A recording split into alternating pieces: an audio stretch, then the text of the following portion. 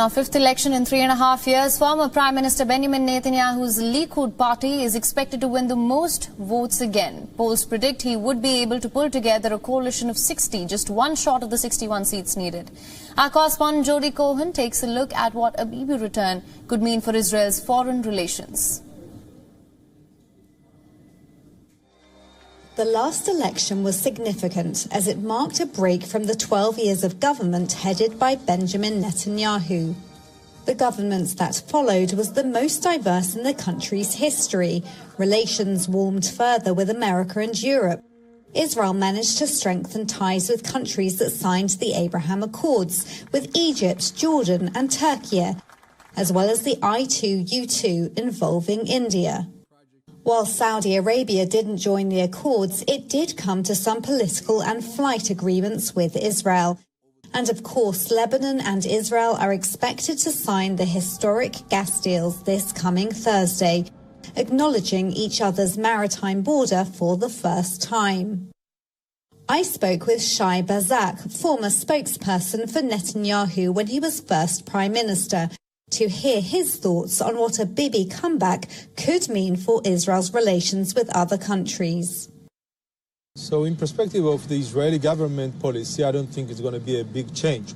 But the international environment probably will be less forgiving to a coalition of Netanyahu with the ultra-Orthodox parties and the extreme right-wing party.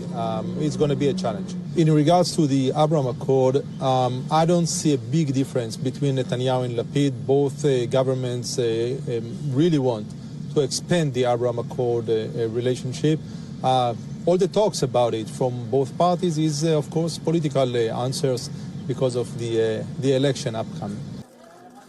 I also asked about Netanyahu's recent comments that he would consider sending military aid to Ukraine and if he thinks that would actually happen.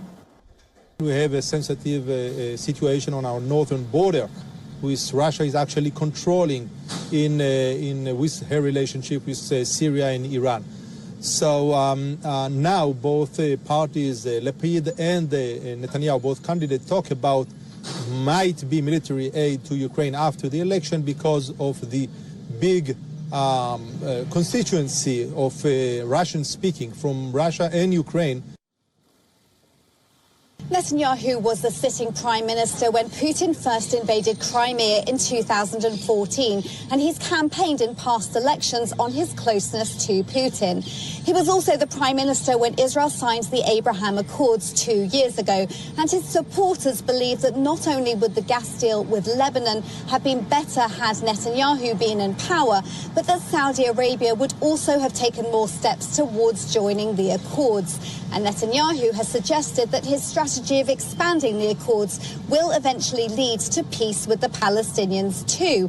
However, his detractors point to strained relations with other countries, particularly the US, when Netanyahu was last in power.